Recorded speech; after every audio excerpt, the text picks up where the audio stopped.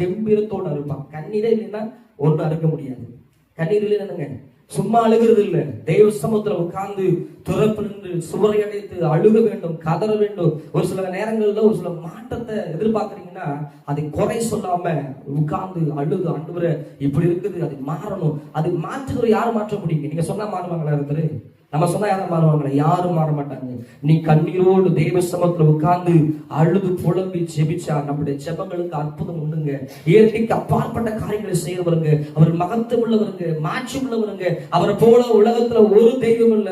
இயற்கைக்கு அப்பாற்பட்ட காரியங்களை செய்கிறவர். தாவீது அதுதான் சொல்றாரு, ஆண்டவர் என் கர்த்தரின் மேய்ப்பரா இருக்கிறார். அவர் மேய்ப்பரா இருக்கிறார்.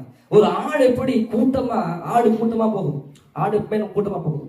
அந்த மேய்ப்பை கூப்பிட்டோன்னே, ஒரு பேர் சொல்லி கூப்பிட்டோன்னா அது என்ன, ஆடு உடனே சத்தம் போடும். ஏன்னா இன்னைக்கு அதே போலதான் ஆண்டவர் நம்மளை நடத்த விரும்புகிறார். இன்னைக்கு நம்ம நினைக்கிற ஒரு சில நேரங்கள்ல ஆண்டவர் நம்மளை கண்டுக்கல, ஆண்டவர் நம்மளை கைவிட்டார், பல காட்டு யோசித்து கொண்டிருக்கிறோம். இந்த தாவீது எப்போது அவர் மேலேயே நோக்கமா இருந்தான். அதெல்லாம் சொல்லுங்க, கண்ணீரோடு விதைக்கிறவன் கெம்பீரத்தோடு அறுப்பான். ஒரு பிரச்சனை வருதா, முதல்ல தெய்வ சமூகத்துல உபகாசம் பண்ணுங்க. ஒரு பிரச்சனை வருதா, யாரையும் தேடாதீங்க, ஊழியக்காரனோ அவங்க தேடாதீங்க. நீங்க ஆலயத்தை தேடி வந்து முழங்கால் போட்டு கண்ணீரோடு விதைங்க. கண்ணீரோடு விதைக்கிற இந்த விதைகளுக்கு அற்புதங்கள் உண்டுங்க. நீங்க விதைக்கிற அந்த கண்ணீரின் விதை அது பெரிய மடங்கு, 1000 மடங்கு, 1,00,000 மடங்கு பலன் கொண்டு வரும். நீங்க எதுவுமே விதைக்கல, கண்ணீர் விட்டு அழுகல, எதுவுமே அண்ணன் கேட்கல, அழுதெல்லாம் கொடுப்பாருன்னா அழுகிற பிள்ளைக்கு தான் பலன் கிடைக்கும். ஒரு குழந்தை பிறந்தோன்னா ஏன் அழுக வைக்கிறாங்க ஹாஸ்பிட்டல்ல? அந்த பிள்ளை அழுகுனா அந்த குழந்தைக்கு ஏதோ பிரச்சனை அர்த்தம். அந்த பிள்ளை அழுகுனா உடனே கிளி வைப்பாங்க, தலையில தட்டுவாங்க. ஏன் அந்த குழந்தை அழுகணும்? அது அழுந்தாதான் ஹார்ட் பீட் நல்லா இருக்குது, அதோட சுவாசம் நல்லா இருக்குன்னு செக் பண்ணுவாங்க. அதேதான் தேவ பிள்ளைகளை சொல்லுகிறேன். இந்த அழுகின் பள்ளத்தாக்குல ஒரு சில நேரங்கள்ல தாவீது போறது நம்மளும் போய் கொண்டிருக்கிறோம். ஆனாலும் பயப்படாதீங்க. ஒரு சில பள்ளத்தாக்கு நம்மளை அழிக்கும்படி இல்லை, நம்மளை உருவாக்கும்படி. அதனால சொல்லுகிறேன், கண்ணீரோடு விதைக்கிறவன் கெம்பீரத்தோடு அறுப்பான். நீ கண்ணீரோடு விதைங்க, நிச்சயமா ஒரு நாள்ல பலனை கர்த்தர் கொடுப்பான்.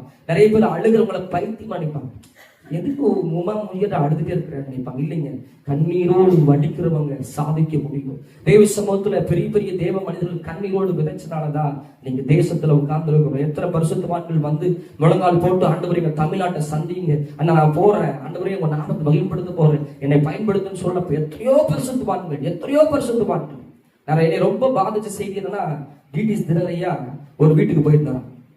அந்த வீட்டுல ஒரு 18 வயது பையன் 2 கிட்னி பழுதடைஞ்சு அவன் படுத்திருந்தான். நிறைய ஊழியக்காரர் வந்தாங்க. அந்த இடத்துல நிறைய ஊழியக்காரர் வந்து, ஆண்டவர் இல்ல எடுத்துக்குவாரு, அந்த தம்பி எடுத்துக்குவாரு, கர்த்தர் கையில ஒப்பு கொடுங்க ஐயா, ரொம்ப கஷ்டப்படுறான், எடுத்துக்குவான்னு சொல்லி எல்லாம் சொன்னாங்க. இவரு ரொம்ப சின்ன, அப்பதான் கல்யாணம் பண்ண சின்ன பையன். அவரு உள்ள